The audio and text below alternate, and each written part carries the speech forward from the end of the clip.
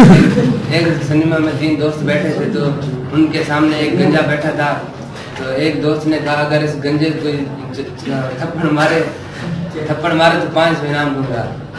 तो इन 3 दोस्त में से एक दोस्त गया और उसके सर पर थप्पड़ मारा और कहा शिराज तुम यहाँ बैठो। शिराज तुम यहाँ बैठो। उसने कहा मैं शिराज नहीं हूँ।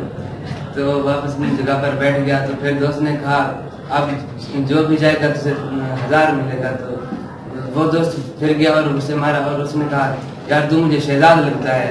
उसने कहा यार मैं शहजाद नहीं हूँ। तो वो फिर अपनी जगह पर बैठ गया और जब वो फिर बैठा तो उसने कहा अब जो भी मारेगा उसे 1500 मिलेगा। तो वो पहले वाला गंजा उठ कर सिनेमा सबसे आगे चला गया। तो वो गया और उसको 2-3 थप्पड़ मारे और कहा यार मैं तो तुम्हें वहां ढूंढ रहा, तुम यहाँ बैठे हो।